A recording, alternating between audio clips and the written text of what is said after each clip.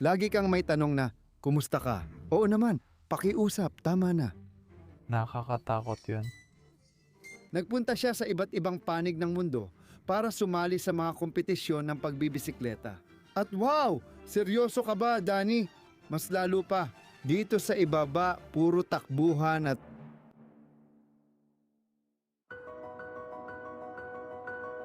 sa isang tahimik na bayan sa Sweden na napapalibutan ng mga bahay, nadiskubre namin ang isang kahanga-hangang abandonadong dilaw na bahay. Isa ito sa mga pinaka hindi nagalaw na bahay na nadaanan namin sa aming paglalakbay sa Sweden.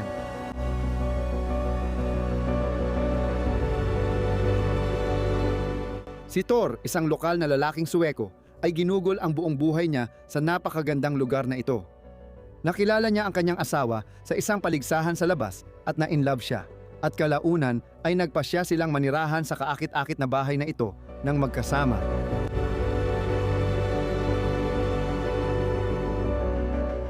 Bagay na bagay silang dalawa dahil pareho silang mahilig sa kalikasan at sumasali sa mga paligsahan ng pagmamartsa sa Europa at buong mundo. Kaya't puno ng tropeyo at parangal mula sa pagmamartsa at palakasan ang kanilang bahay. Sina Thor at Sevaya ay labis na nagmamahalan at magkasama nilang ginugol ang buong buhay nila sa magandang bahay na ito. Ang kanilang bahay ay sumasalamin sa kanilang buhay, mula sa mga kristal at porselana hanggang sa mga halamang pumapalibot sa bawat sulok.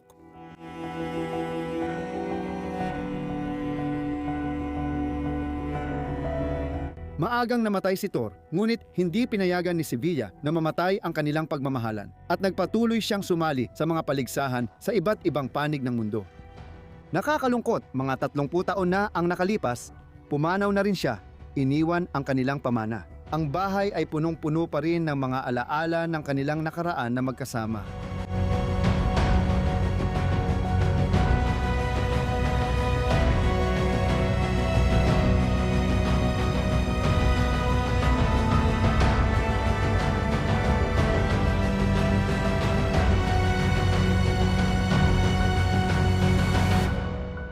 Tara, simulan natin ang panibagong pakikipagsapalaran sa Sweden at tingnan natin kung anong mga kayamanan ang naghihintay sa atin sa loob.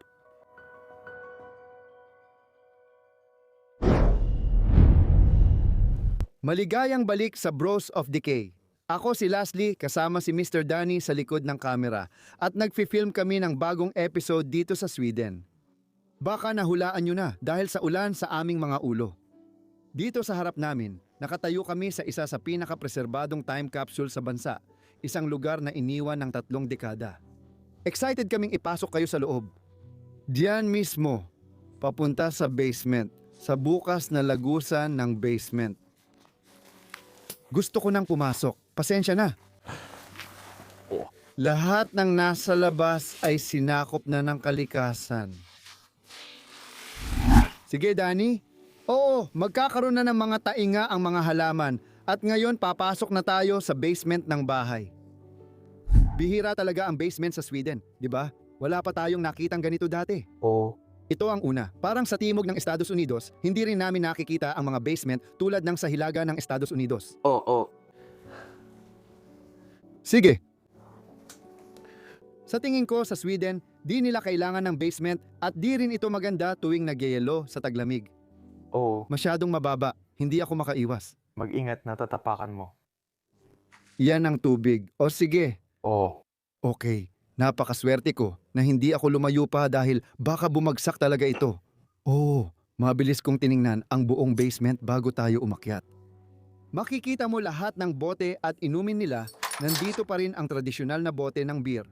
Si Lotto, hindi pa niya ito natikman, malamang Swedish ito. Nandito si Ginoong Ture, ang kanyang paggawaan, pati lahat ng gamit niya sa pagkukumpuni. Naiwan pa rin dito ang mga gamit, parang noong araw na iniwan niya ang planetang Earth. Diyos ko, iyon ba ay hindi maaari? Oo. Hindi, akala ko gumagana pa ang kuryente sa loob ng bahay na ito. Si Spider ay nakatayo sa harap nito. Grabe ang wild nun. Bakit naka-on pa rin yun pagkatapos ng 3 dekada? Sino ang nagbabayad nun? Siguro yung pangunahing isa lang, hindi ko akalaing gumagana pa yung iba. Puno na ng tubig. Itong bahay na to, Dapat talagang mag-ingat dito kahit mabilis ang tingin lang. Mukhang parang arko ang estilo ng silong dito sa loob. At parang isang imbakan ng pagkain o parang ganun. oh, Tara, labas na tayo dito sa basement. Masyadong mamasa. pahintulutan mo akong dahan-dahang umatras. Mag-ingat ka dyan sa butas. Napakaliit nito. Napakahirap tawirin ng lupang ito. Gustong gusto ko ang makulay na karpet na inilagay nila dito sa hagdanan papunta sa itaas na palapag. Nagbibigay ito ng kaunting karakter sa basement na ito.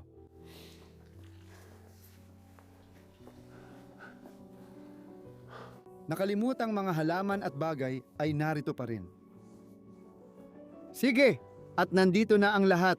Papasok tayo sa pasilyo ng bahay. Ang harapang pasukan kung saan dinadala ang mga bisita papasok sa bahay, kung saan tinatanggap ang lahat sa kanilang tahanan. Tahanan ni Torre at Sevilla. Sana tama ang bigkas ko. Medyo mahirap pa rin ang mga pangalan. Oo, wala naman masyadong masasabi rito. May mga quote dito, syempre, oo. Siguro para isabit sa labas. Kasi karamihan sa mga bahay sa Sweden ay laging may mga flagpole, tapos nilalagay nila ang mga bandila sa labas ng bahay. Sa totoo lang, ang Sweden ang pinakamakabansang bansa na nakita ko sa Europe hanggang ngayon. Ipinapakita nila ang kanilang bandila dahil sobrang proud sila sa bansa nila. Proud tayo sa sarili nating bansa. Ikaw sa Portugal, ako sa Belgium. Pero sila, kitang-kita ang pride nila. Oo, meron silang maliliit, malalaki, lahat nakikita mo. Oo, Pwede pa ba akong magturo ng isa? lahat ng gamit na yan sa pader dito. Pampapalamuti lang yan pero lumilitaw pa rin ang parehong gamit. Nasa kanan ang mga gamit namin sa paghahalaman, kasama ang gunting. Sa tingin mo gamit din ba ito sa paghahalaman? Hindi ako sigurado. Baka para tapakan ng lupa. Sa tingin mo ba ganon? Pwede kaya? Hindi ko iniisip tapakan ito dahil timbang ito. Dati nila itong isinasabit sa taas kaya wala akong alam. Hanggang ngayon, di pa rin natin alam kahit matagal na tayo sa Sweden. May maliit na display dito sa gilid. May mga salaan sila at mga mangkok dito, ilang panukat, at gustong gusto ko itong gilingan ng kape. Makikita mo na si Sevilla ay nagpunta sa iba't ibang panig ng mundo para sa kanyang trabaho. At malamang na siya mismo ang nangolekta ng mga batong ito ay galing sa Holland. Kinuha niya ito noong 1986 at 86 may ilang pang mga bato para sa kanya. Ito ay mula sa kanyang display dito. Ngayon, papasok tayo sa isa sa pinakamahalagang silid ng bahay, ang kusina kung saan niluluto ang pagkain. Ito ay buo pa rin hanggang ngayon. Oo. Parang pakiramdam ko ay kamakailan lang nila ito iniwan. Rico? Malamang ay hindi. Ito ay para suportahan ang mga platong ito. Oo, akala mo sulat ito. Oh, hindi ko talaga alam yon. Tapos nakita ko na pagsamahin lang pala ang mga plato. Oo. Ang ganda. Itong mga halaman na ito ay nakasabit na dito ng 30 taon sa loob ng paso na ito. Huling isinabit siguro noong 1990 at hindi na ulit pinalitan. Ang mesa ay parang ganun pa rin mula noong huling umalis sila dito.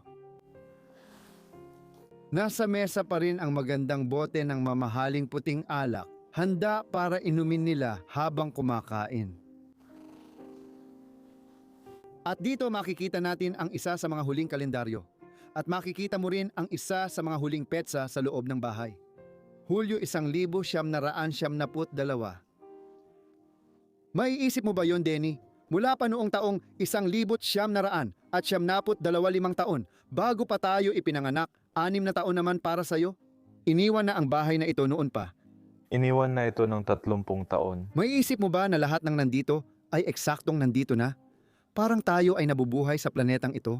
Oo. Yan na yon. Oo. Tapos darating tayo makalipas ang 30 taon para idokumento ito. Oo. Yan, lagi akong namamangha kapag pumupunta ako sa mga lugar na ganito. Gusto ko itong palayok ng kape na puno pa. Oh, hindi pa ito nabubuksan pero may kape pa sa loob nito. Tingnan mo ang disenyo nito. Wow. Talagang kamangha-mangha ito. Ano ang gusto mong makita doon?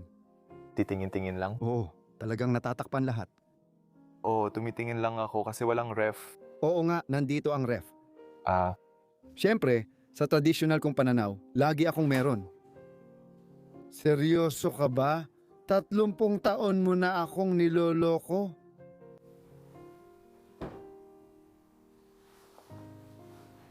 Nawalan ako ng masabi sandali. oo. Sige, hindi ko alam kung ano ang sasabihin ko. Paano naging ganito ito sa loob ng 30 taon na gumagana pa rin ang kuryente pagkatapos ng ganoong katagal? Sige, pasensya na. Kailangan ko talaga. Hindi ako makapaniwala dito. Oo, nakakabaliw talaga. Sobrang nakakabaliw talaga yan. Maganda ang nakatayong orasan dito. Para ba itong bulsa orasan na nadadala? Oo at hindi. Ganito rin ang lolo ko nun. Hindi kailangan mong hilahin pataas. Ah, ganun pala. Parang bulsa lang siya, pero mas pang dekorasyon kasi malaki pa rin siya. Oo, malaki pa rin talaga. Kung gusto mong makita ang oras, itataas mo lang ang pulso mo. Nandito pa rin ang radyo. Maayos pa ring nakatayo ang lahat dito. At sa likod mo, ang kusina kung saan inihanda ang pagkain. Makikita mo pa rin ang mga bote ng alak at lahat ng bagay na nasa lababo pa rin. Nandyan pa rin lahat ng gamit para makapagluto ng masarap na pagkain.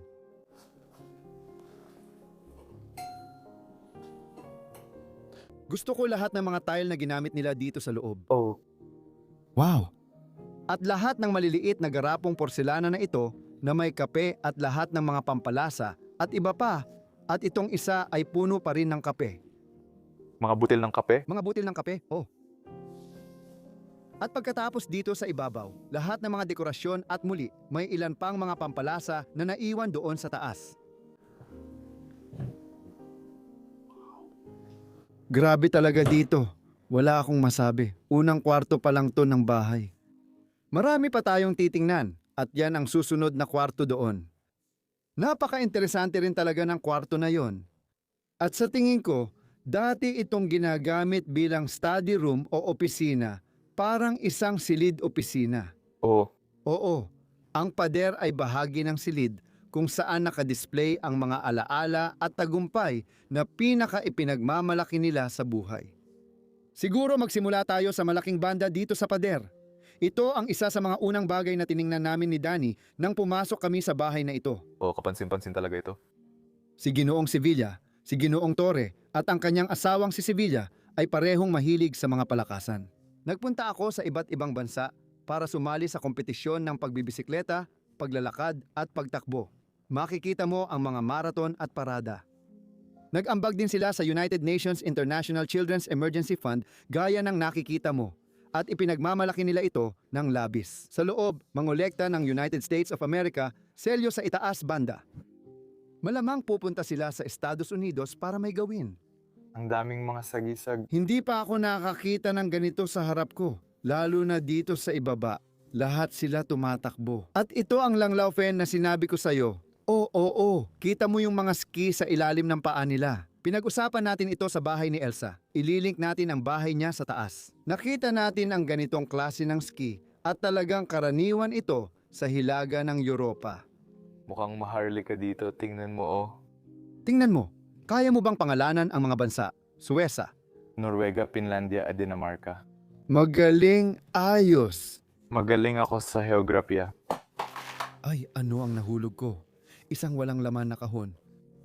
Oh, nakita ko na. Pwede ba akong bumalik? Oh, Mas marami akong nakita dito. Diyos ko, di pa tapos ito. Hindi ito natatapos. Pati mga paligsahan sa pangingisda dito at mas marami pang Langloven at grabe.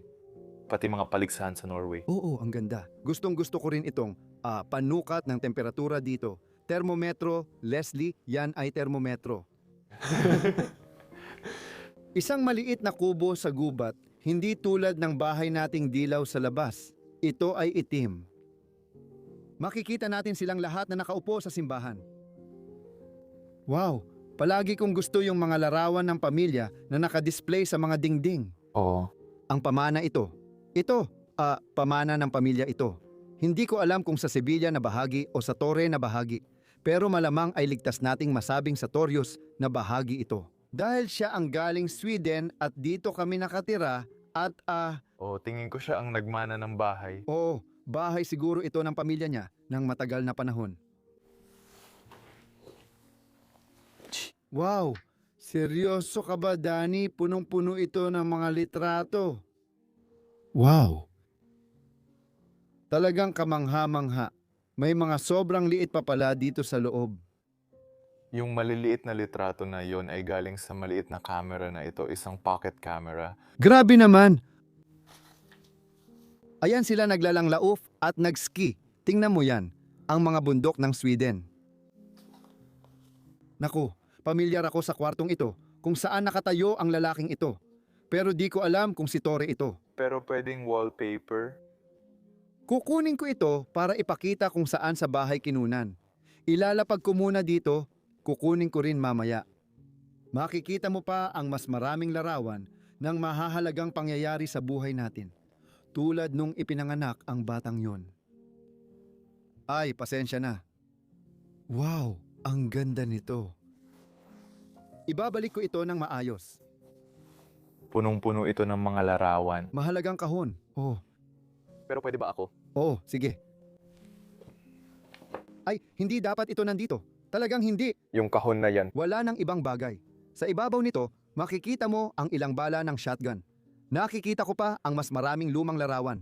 Mga larawan ito noong 1,000, siyam na raang C. Oo, tama. Kung hindi ako nagkakamali, unang bahagi ng 1,000, siyam na raang S. Huling bahagi ng 1,000, 800 S. 1,800 S at 11 O. Galing ang mga ito sa mga kahangahangang maestro. Oo, si Swedish Krona ay nag-iwan ng mas maraming pin at emblem ng kanya. Oo, nakikita ko. Oh, Maliliit na estatwa. grabe. Napaka-aktibo ng taong ito sa buong buhay niya. Hindi siya tumigil sa paggawa ng mga bagay. Sa tingin ko, hindi. Oo, sigurado. Here's. Kasama ng anak niya at aso, sa isang kubo sa Sweden, tipikal itong paglalarawan ng Swedish na kubo. Sige, kaya ko. Hindi ko mapigilang pag-usapan lahat ng mga bagay dito sa loob. Tingnan mo, mas marami pang diploma sa sports. Sa ibaba, makikita ang diploma mula kay Sofia. Noong 1,989 siya ay 75 taong gulang at namatay ilang taon matapos nito. Kaya masasabi nating halos 80 taong gulang siya nang mamatay. Oh. At dito naman ay parang may study desk. Pati na rin ang mga halaman na nalalanta. Nandyan pa rin sa ibabaw niyan. Alam mo ba kung ano ang ibig sabihin ng rabat? Hindi. Nakakuha ka ng 3 krona na may 30 sentimong diskwento. Hindi ko alam kung saan, pero nandoon pa rin ang liham at mga bagay na nagkalat. Isa pang maliit na display dito sa pader. Gusto ko talaga ito. Ganyan karaniwang inilalarawan ang Sweden. Isang lawa, maliit na bahay sa tabi nito at isang lalaking nagpapastol ng baka. Pati na rin ang lumang larawan doon. Dito makikita natin silang nagmamarcha. Malamang isa ito sa mga marcha na siya ang namumuno. Oh, parang mga scout. Oh, pero tingnan mo dito. Kunenberg at Nijmegen. Nasa Netherlands yan. Nababasa ko ito. Ito ay nasa Dutch, Virdache, Nijmegen. Ang 4 na araw ng Nijmegen. Pumunta siya sa Netherlands para sumali. Kilalanin ang mga hayop na ito. Sila ay... Mga moose, yan ay isang moose. Yan ay isang moose. Yan ay Isang moose. wala ang mga sungay. Oo, may mga babaeng moose na walang sungay. Oh, Sige. nandyan sila sa kalye sa likod nito. Wow. May isa pa tayong display. Tingnan mo ang laruan ni Syntax sa harap ng mga halaman. Ang ganda. May isang tao na naging bahagi ng isang manok. Walang kahit ano sa likod. Oo, makikita mo ang mas maraming bagay kahit saan. Mas maraming pin at lahat ng mga bagay na ito. Gusto ko rin yung suklay na nandito pa rin. Lahat ng halaman sa likod niyan. Mukhang drawer ito ng mga babae. Pasensya na, hindi ko pa ito na pag-uusapan. Makikita mo yung mga salamin sa ibabaw. Mali ang pagkakaayos ng mga kasangkapan. Oh, ito yung inaasahan kong makikita sa kwarto. Oh, Oo, gusto ko lang silipin saglit sa loob. May television pa nga sa kwartong ito. Ewan ko kung bakit. Oo, siguro para manood ng television dito. Marami pa, may mga larawan at iba pang display sa pader. Gusto ko rin ang disenyo ng orasan na meron tayo dito. Wow, ang dami ng bahay doon. Nagtataka ako kung ano ang kaugnayan ng mga bahay na yun dito. Kung kanya ba o sa pamilya niya. Sa tingin ko, bahay ng pamilya niya yon kasi itong mga litrato ng kabayo at oo. Sinauna, Torre Gilsmack. At muli, Ito ang ika-6 na po o ika-6 na po tatlo ika-4 na petsa ng Nijmegen sa Holland, sa Netherlands at baka makita natin si Torre sa kung saan. Narito ang isang lalaki, ay hindi. Sa tingin ko ito ang lalaki. Sa tingin ko siya ito. Suot ang kanyang salamin. At ayun, naglalakad sila. Ang 4 na araw ng Nijmegen. Wow! Humanga ako sa kwartong ito. Kailangan pa nating magpatuloy dahil marami pang makikita dito. Isa pang pasilyo ito sa kabilang bahagi ng bahay at gaya ng nakikita mo, puno rin ng gamit. oo, talagang napuno na ito. Oo, may mga taong tumira talaga dito sa loob ng 30 taon. Pwede mo ba yung pulutin? Kakakita ko lang. Anong gusto mong makita? Ay, hindi ko nga nakita yon. Grabe, parang hindi naman yan mukhang Sweden. Parang hindi nga totoo. Ang ganda ng platong ito. Parang hindi dapat ito nasa sahig. Hindi, talagang hindi. Tingnan natin sa likod. Ito ay the British scene na gawa sa England. Isang English na porcelain na plato, sobrang ganda. Ibibigay ko na lang ito at ilalagay ko lang sa mesa. Oo, kasi pakiramdam ko hindi ito karapat-dapat na nasa sahig. Yung mga ganitong bagay, gusto mong iligtas. Pero bilang explorer, nire-respeto natin ang mga lugar na ito. Hindi talaga tayo kumukuha ng kahit ano. Hindi tayo ang may-ari nito ng mga bagay na ito. Oo, minsan nilalagay natin ang mga bagay sa mas ligtas na lugar para hindi masira. Tingnan mo yan, yung sungay ng usa sa pader. Punong-puno ng iba't ibang klase ng gamit. Nakikita natin ang mga kutsilyo, mga laso, lahat ng bagay. Nakakatuwang ginamit nila iyon na parang sabitan ng damit. Gusto ko rin itong bangko na nandito. Lahat ng damit ay nandyan pa. Sa tingin ko, iyon ang palikuran. Hindi ako sigurado. Gusto mo bang subukan o ikaw na lang magbukas? Oo, Tama. yan ang kubeta. Sige, halos hindi na maabot ngayon. Oo. Isa rin itong magandang tanawin ng bayang minahan dito sa itaas. Wow! At itong salamin dito, pwede mong gamitin para makita ang sarili bago lumabas ng bahay. Sige, tapos ka na ba? Kaya, Sobra? Is this something? oh, Portuges o Italiano? Rufino! Rufino, Italiano. Kaya hindi Portuges na Italiano? Sige tol! Simula noon, di na ako nakakita. Amerika. Electrolux. Oo, tama ka. Yun ang mga Amerikanong vacuum cleaner na nakita natin sa lahat ng video sa Estados Unidos. Kung hindi mo pa sila nakita, ipapakita ni John dito. Panoorin ang mga video natin sa Estados Unidos. Halos bawat bahay meron, oo. Ganito rin ang itsura nito. Oo. Sige. Kaya sigurado, siyam na puds. Oo, sigurado, siyam na puds. Ngayon, dadalhin ka namin sa malaking sala ng bahay. Maghanda ka dahil kakaiba ito. Pero dito rin, nagaganap ang pinaka nakakalungkot na bahagi ng bahay.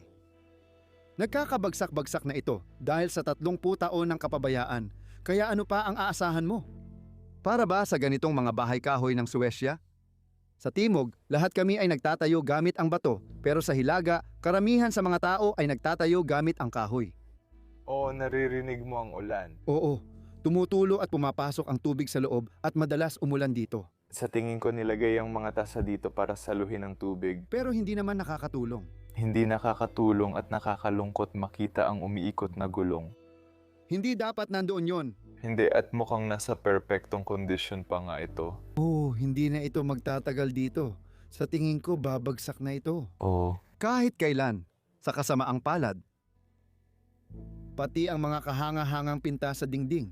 Unti-unting nasisira dahil sa tumutulong tubig sa bahay na ito. Wow, parang bibigay na talaga ang kisame na to, literal. Kailangan nating mag-ingat doon sa taas. Oo, pero tingnan mo rin dito sa gilid. Ang dami pang alaala at mga gamit na nandito pa rin. Itong gandang Swedish na orasan sa pader, nakita rin natin dati sa bahay ni Elsa. Oo. Ito ay isang napakatipikal na paglalarawan ng isang Swedish na orasan. Pagkatapos nito, ang drawer sa ibaba ay naglalaman ng lahat ng porselana at magagandang alaala sa ibabaw. Gustong-gusto ko ito. Mga bagay na pinag-ipunan at ipinagmamalaki ng mga taong ito. Pero ngayon, nandito na at unti-unting nabubulok. Magaganda sila, mga alaala ng kanilang mga anak na literal nilang nilikha at dinala sa mundo, ngayon ay unti-unti nang nasisira dito. Hindi ko alam kung bakit hindi na bumalik ang mga anak dito para iligtas ang kahit ano sa ari-arian. Pero oo, At wala masyadong palatandaan ng mga bata sa loob ng bahay. mukhang ito lang ang nag-iisang litrato na nakita namin. Oo. Tingnan muna natin ang maliit na upuan dito. May maliit kaming bangko na pwedeng upuan sa gabi habang nagkakape o umiinom ng alak. Makikita mo, ito ang pinakamahusay na Scottish whiskey. Ang galing niyan. Ang mga natatanggal na pintura sa ibabaw ng mesa. Alam mo ba kung para saan ito? Sa tingin ko, ito ay para sa paglagay ng napkin sa gitna. Gusto ko rin yung bangko doon. May mga kutsyon sa ibabaw. Kita mo yung mga kutsyon sa kaliwa. May Swedish na disenyo doon. Napakaganda. May ilan pang mga bagay na Swedish at Nijwagen. Maraming Swedish at Nijwagen, kaya Olandes at Swedish na mga bagay ang bumabalik. Marami ring larawan ng mga ninuno nila dito sa pader. Maniniwala ka bang ang orasan na ito ay mula pa 1,822? Pwede ba yon? Ganun na ba ito katanda? Wow! Oh, nandun pa rin ang bigat at lahat-lahat. Buo pa rin talaga. Grabe yun. Ang ganda ng orasan na yan. Palala ng palala ang kaguluhan sa bahay. Walang ilaw dito sa lugar na to. Gusto ko sanang buksan ang ilaw. Pero Diyos ko, sorry. Hindi ko sinasadya yon. Ano yun? Sa tingin ko, isa to sa mga gamit na panggawa ng mantikilya. Oo. Oo, gamitin mo sila ng ganyan. Pero dito sa bahay na to, syempre, palamuti lang siya sa isang sulok ng kwarto, sa tabi ng fireplace. Karaniwan, malalaki at magagara ang fireplace dito sa Sweden. Pero itong isa ay simple lang para sa akin at hindi espesyal. Oo, pero sa tingin ko palamuti lang ito. Oh, Hindi naman talaga ito ginagamit. makikita mo ang mga tubo ni Tore at lahat ng bagay. Nasa ibabaw pa rin dito, tingnan mo kung gaano sila kaganda. Isang arko ng tubo na mag-uusok buong gabi dito sa loob ng kwartong ito, magandang porselanang tubo na may mga windmill doon, napakakaraniwan sa Sweden. At lahat ng batong kinolekta niya, mas marami pa rito. Mesa na puno ng porselana at isa pang tubo niya, siguradong mahilig talaga siya sa pagyoyosi ng tubo. Wow, muntik mo na itong matapakan. Pero may isa pa niyan at ito ay gawa lahat sa balat. Tulad ng nakikita mo, ito rin ay isang Electrolux. Ito rin ay Electrolux. Pero sa tingin ko ay isang napakatandang modelo na o mas lumang modelo. Older. At pagkatapos, meron tayong malaking kabinet dito sa pader at ito ay nasa napakagandang kondisyon pa, lahat ay nandoon pa rin. Lahat ng kandila sa itaas, kasama ang mga kristal at ivy. Gusto ko sila. Oo, Bago nagkaroon ng liwanag, sila ang tinatawag na tagapamagitan. oo. Ang kristal ay magpapaliwanag mula sa kandila at lilikha ng gandang tanawin sa buong bahay. Wow, ang dami ng porselanang bota na ito. Hindi ba't napakaganda niyan? Ito ay mga koleksyon nila. Ano ang dahilan kaya abala sila buong buhay? Pasensya na. Pasensya. Ganitong klase ng kuha ito. Oo, Suweko yan sa Alemanya. Kaya meron tayong maliliit at malalaking baso. Yung maliliit para sa shots. At meron din tayong malalaking bota at doon tayo umiinom ng beer. May literal na basong hugis bota at doon ka iinom ng masarap na pint. Dito sa Sweden, may maliliit sila. Gustong gusto ko ang mga ito. Mga basong hugis pusa din. Mayroon ding mga bote ng alak noon. Sa ibaba, makikita mo ang magandang display ng larawan. Tore, ang lalaki ng bahay. Ang sombrerong ito ay para sa pagtatapos sa Sweden, kaya malamang galing siya sa universidad. At heto naman ang larawan ng kanilang kasal. Napapatahimik ako dahil doon. Ang ganda niyan makita. Mas marami pang larawan ng kanilang mga ninuno sa bahaging ito. Oh, yan din ang larawang ipinakita mo kanina. Akala ko mula pa ito noong late 1800 SC. Oh. Naipakita na ba natin ito?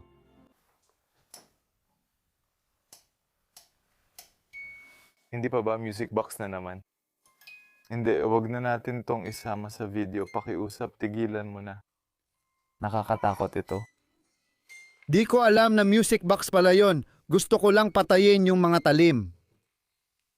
Iwan na lang natin yan sa likuran. Ang mga luha na umiinom mula sa isang ilog sa Sweden. Dahil dito nagiging nakakatakot talaga. Nakakatakot talaga ito. Oh. Naku po. Bakit mo yun hinawakan? At pagkatapos, narito ang dalawang upuan kung saan sila umuupo tuwing gabi. Sina Sevilla at Torre, magkatabi sa kanilang sala. Ay, wow. Ang pader na ito, ako, Mahal ko ang pader na ito. natatakpan ng mga porcelain na plato. Wow! Hindi ko nga alam kung saan ako magsisimula. Hindi, magbigay ka lang ng pangkalahatang tingin mula kaliwa pa kanan, siguro, o mula kanan pa kaliwa, o kahit saan mo gustong simulan. Ang gaganda rin ng mga ito. Gustong gusto ko ang simbahang ito. Nakita mo na ba itong nasa ibaba dito? Malaking larawan ito. Malaking larawan na may mansana sa bibig. Naniniwala akong Hapon ito base sa estilo nito. O halos wala na, hindi ito nabuhay. Talagang napakaganda. Hindi dapat nandito ang mga ito. Oh. Grabe. Simula nang may bisita sila, nakahanda pa rin ang asukal sa mesa. Grabe, ang galing naman yan.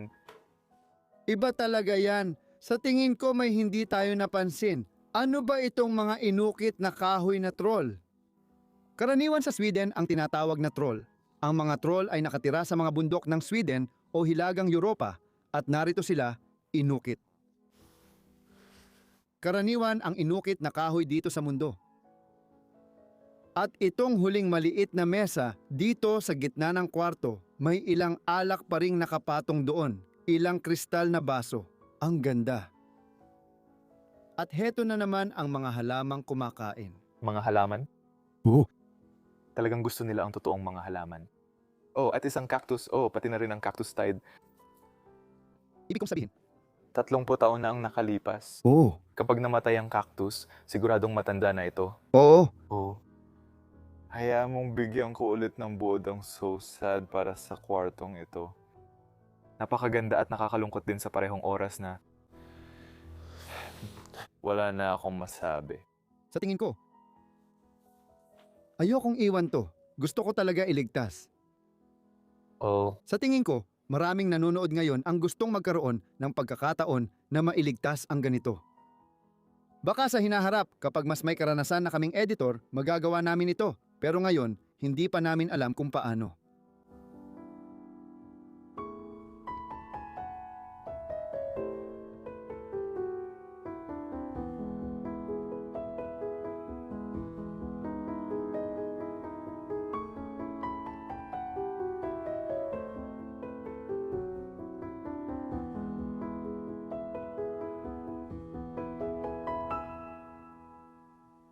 Sige, akyat na tayo ngayon sa hagdan papunta sa itaas na palapag ng lugar na ito, isa pang magandang bahagi ng bahay na ito.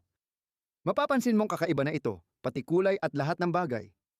Wala pa akong nakitang ganitong hagdan sa Sweden. Ang ganda talaga. oh, kakaiba talaga. At ang unang napansin namin dito, pag akyat namin sa itaas, ay ang kanilang walk-in cabinet. At talagang astig yung walk-in closet nila. Pasensya na. Walang problema. Ang astig nun. Ginawa siyang parang butas sa loob ng bahay, kaya makikita natin lahat ng damit ng mga babae sa loob. Anong nangyayari? Hindi siya mabango. Ipapakita ko lang saglit.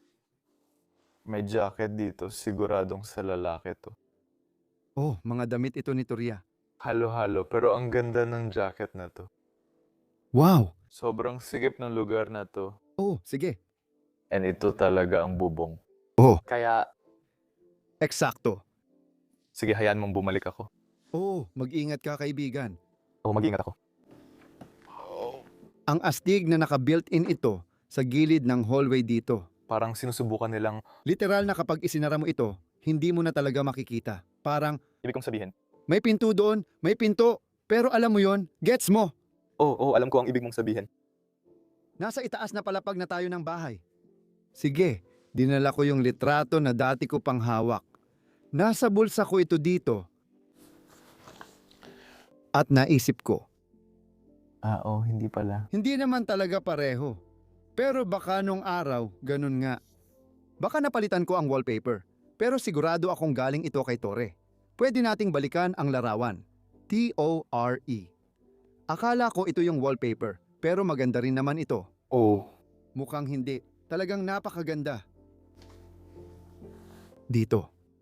Nakikita ko via mga damit na nakasabit pa rin kasama ang mga bulaklak at lahat, ang kanyang pitaka, ang mga kahon niya kung saan niya inilalagay ang kanyang mga sombrero sa loob. Kunin natin ang isa sa mga ito. Ilalagay ko lang ito sa sahig sandali.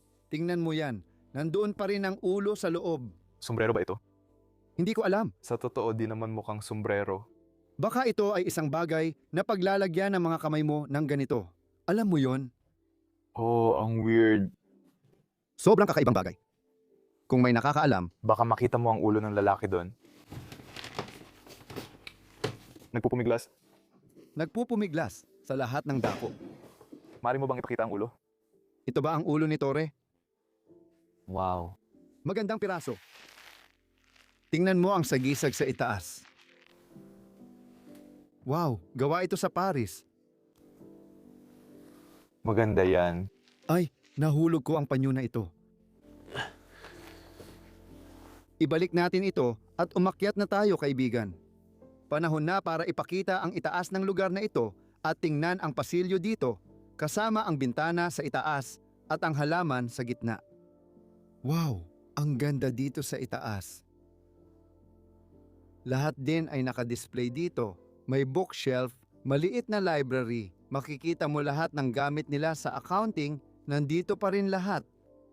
Lahat ng mga librong nabasa ko ay maayos pa ring nakasalansan dito. Pati sa sahig, makikita mo ang isang maliit na mapa. Kukunin ko lang ulit ang mga larawan. May bagong larawan na, masasabi ko. Oh, Isa ito sa mga bagong larawang ginawa ko. Tingnan mo, ito ang sala. kita mo yung orasan sa likod. Oo, yan yung mesa at Swedish na orasan na nandoon. Yeah. Kaya siguro sina Tore at si Villa yan. At nandyan sila buong araw. Hindi ba't napakaganda niyan? Ang ganda talagang pagmasdan. Oo, nakakabilib talaga ito. Hindi ito dapat nasa sahig. Ibalik natin ito sa taas. Pati-pati ang mga halaman at lahat ng nandito. At gusto ko, oo nga, pwede mo itong buksan. Maglalagay lang ako ng mga piraso ng papel. May maliit na violin din dito sa taas. Siguro para lang ipakita bilang dekorasyon. Wow, gusto ko yung duyan na upuan na meron din tayo dito. Nakatayo sa gitna ng pasilyo. Napakakaraniwang bagay din sa Sweden. Oh, Makikita mo talaga ang maraming duyan na upuan sa buong bansa na ito. Nakakita ka na ng ilan. Ngayon, interesado talaga ako. itong chandelier? Hindi. Bakit gumagana pa rin ang ref? Pero ito hindi. Wala akong ideya. Ang chandelier ay gayon pa man napakaganda. Oh, Oo nga. umiikot ito ng ganon.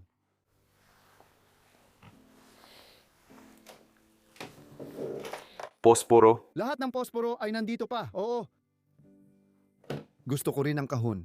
Ano sa palagay mo ang laman ng baul? Sasabihin ko sana kumot pero hindi ako sigurado kasi nasa Sweden ako.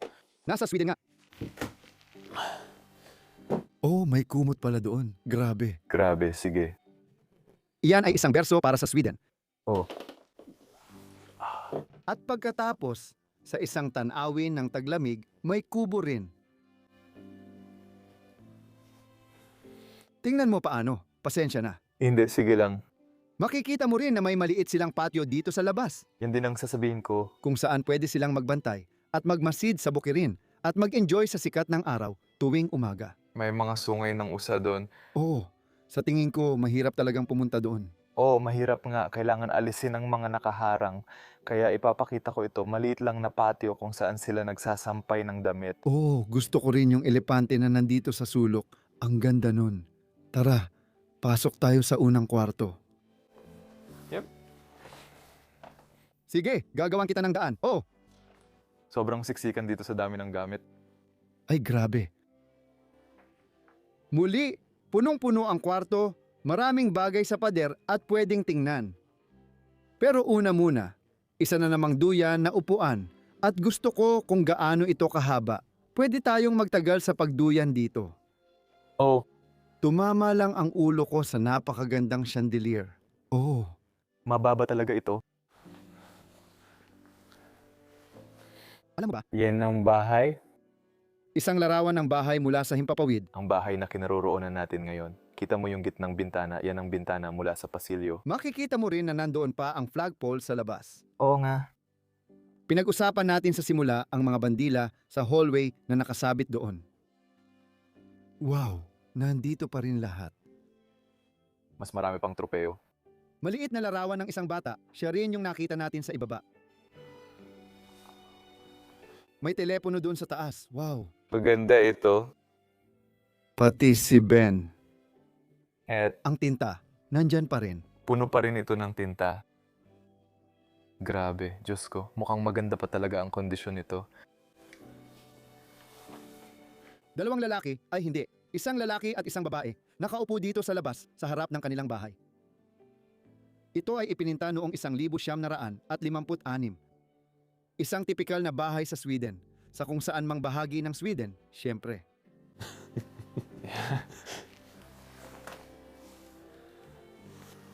Wow. Ang dami palang gamit dito. Tingnan mo itong napakagandang bangka, mukhang gawa talaga sa kamay. Sige, Hindi ko pwedeng iwanan ang mga gamit na to sa lupa, Danny. pero ang dami kasing gamit. Oh, Tulad ng sabi mo, minsan gusto ko talagang iligtas lahat, pero ang hirap, imposible. lalo na kapag naglalakbay. Tingnan mo itong mga diploma. Sevilla, Torre, at kaya kong basahin ito. Ito ay ganap na nasa Dutch Koninklijk Nederlandse Band para sa Lichaamlike Offering Diploma at ito naman ang Royal Diploma para sa sports. At ito rin ay isang Nijenwagen WOW, 1,977. Natapos nito ang 40 km na kurso sa isang araw. Wow, 40 kilometro. Oo. Marami na yon. Oh, mababa talaga ang chandelier. Malamang alam na ng mga taong ito kung nasaan ang chandelier matapos ang kaunting panahon. May mesa dito na pwedeng pag-aralan o gamitin sa iba pang paraan. Dito siguro nila sinusulat ang sulat kamay nilang tala. Nandito pa rin lahat ng halaman at gamit. Bandila ng Norwega, post-it na selyo, Okay. suwekong isa. Oh, ang daming mga halaman na nakatayo dito sa ibabaw. Gusto ko rin ang alarm clock natin dito.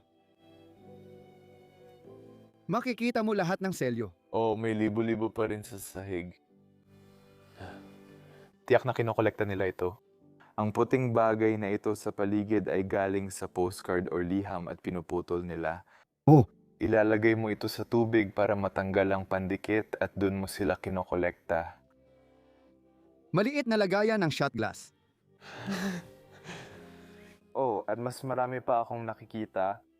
Yung mga lumang larawan na yon. Sila rin yung mga taong nasa ibaba kanina.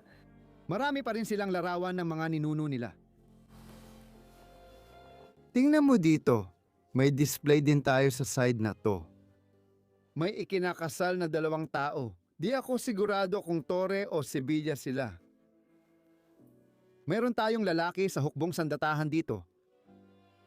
Yan din ang pareho ng nasa teleponong yon. Iyan talaga ang eksaktong pareho. Tapos isa pang larawan ng batang iyon dito sa kanan. Wow! Ang ganda ng larawang nakuha natin sa itaas. Larawan ito noon, kuha sa harap ng bahay bago pa ito lumubog sa mga halaman, di tulad ngayon. Sinabi ko sa iyo habang nasa sala tayo tungkol sa mga troll sa bundok ng Sweden at makikita natin dito ang larawan ng troll na natutulog sa isa sa mga bundok ng Sweden. Iyan talaga ang mga alamat ng ganitong bahagi ng mundo, na parang ang mga troll ay gumagala dito sa lupa.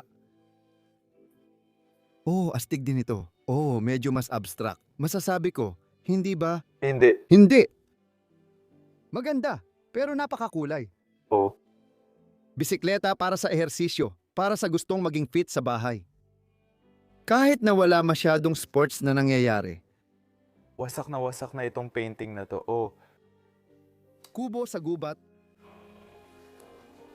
Siyempre, mas marami pang selyo at mga larawan.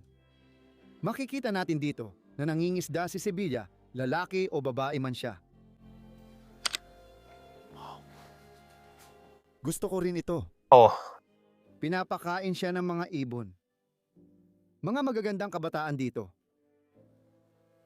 At may dekorasyon pa rin ng Pasko dito. Tingnan mo kung gaano nakatanda ang kahon na ito. Oo. Ang mga ilaw, ang puno. Isa pang kwarto. Isa pang kwarto. Danny, may nakita akong kakaiba. Itong kwarto na to, wala ring kama sa loob. Kaya nagtataka ako, nasaan ang kama? Oh, tama. Siguro, ewan ko. Wala talaga akong alam tungkol dito. Saan ako matutulog? Wala pang banyo dito. Hindi, may banyo sa ibaba. Oo, pero walang shower. O may shower ba ron? Hindi ko nakita ang buong banyo. Nakita ko lang yung inidoro kaya hindi ko alam. Ang weird nun. Sa Sweden, bihira kaming makakita ng banyo sa loob ng bahay. Oo. Saan naguhugas ng katawan ang mga tao? Kakaibang tanong lang ito. May bote ng gatas na nakatayo sa sahig. Wow. Kasama ko si Liver Melican sa paghahatid ng gatas. Gustong gusto ko ito. Diyos ko. Ito ang eksaktong radyo na gamit ko sa bahay. Pareho kami ng gamit. Nakuha ko ito mula sa tito ko. Maganda ito. Gusto ko rin ang makulay na alpombra. Pista ng alak, ang pista ng alak. Dahan-dahan akong umaatras kasi ang daming gamit dito. Yun ang camera. Iyan ang kahon ng kamera sa ibaba. Doon natin nakita ang mga litrato. Kaya nandito pa gamit nila. Kita mo, parang junkyard ang kwarto. Aminado ako. Oo, kalat dito. Iniiwasan kong matapakan ng gamit. Pag-usapan natin ang ilang bagay dito. Gustong gusto ko itong mga upuan na meron tayo. May nakasulat na 1,800 at 21 sa kanila. Magagandang upuang inukit sa kahoy, malamang ay gawa kamay. At nandoon pa rin ang mga baso sa ibabaw nila. At syempre, ano pa bang inaasahan mo? Mas maraming halaman. Yung orasan sa pader! Diyos ko, Danny, oh! Nakita ko yun. Ipakikita ko sa iyo ang palabas mamaya. Oh, yung nandoon sa ibaba. Galing yan sa anak na may-ari, siya ang nagdrawing ng magandang dilaw na bahay. Oh, Namumukod tanging dilaw siya. at ang uwak? Oo nga. Hindi ko inakala na maraming uwak sa Sweden pero ang dami naming nakita. Grabe, daan-daan sila. Oh. Crazy. Kaunting dagdag sa koleksyon niya ng mga bato rin. O ikaw ang unang nagpapakita niyan. Ipinapakita ko lang sa iyo ang isang uso. Dagdag ito sa koleksyon niyang mga bato na may label na 1,880 at 1,880 at 1,886. Bago pa nagkaroon ng malaking pagdagsa ng mga turista, yung tinatawag na tourist explosion sa Iceland. Wow. Para rin itong umiikot na gulong. Oh, Sige, napakatanda na. hindi ko pa rin alam kung saan ako natulog. Ipinakita ba natin ang kwartong ito? Hindi. Oh, yan yung kwartong bumabagsak. Yan yung gumuguho sa kantong yun. Huwag na tayong pumasok, gawin na lang natin. Oo, ipapakita ko rito ang storage room na pinaglalagyan ng mga hindi na nila kailangan. Kita mo naman ang daming gamit dito at lahat ay nagkakapatong sa kanto na yon. Kaya oo, nakakalungkot makita. Nakakalungkot makita. Bababa ulit ako sa ibaba. Anong ganda ng lugar na to? Sandali ko pa itong pahahalagahan bago tayo lumabas. Sana pwede nating itong iligtas.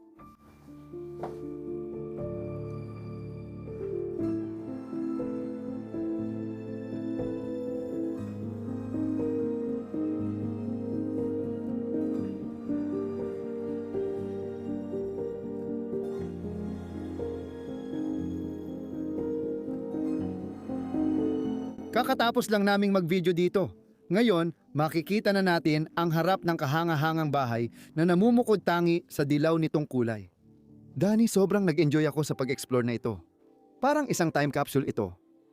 3 dekadang napabayaan. Kumusta, nagustuhan mo? Grabe, nakakabaliw na 30 taon na nandito pa rin ito. Ganito pa rin ito. Kompleto pa rin ang gamit, grabe. Gusto ko yan. Kung nagustuhan mo rin, i-like ang video, mag-subscribe sa channel, at mag-iwan ng magandang komento sa comment section. May link din sa description para sa Patreon. Doon kayo pwedeng sumuporta. Malaking tulong ito para makalibot kami sa mundo at ma-explore ang kakaibang abandonadong lugar. Salamat sa inyo at magkita tayo ulit sa susunod na linggo para sa bagong adventure. Paalam, mahal ko kayo!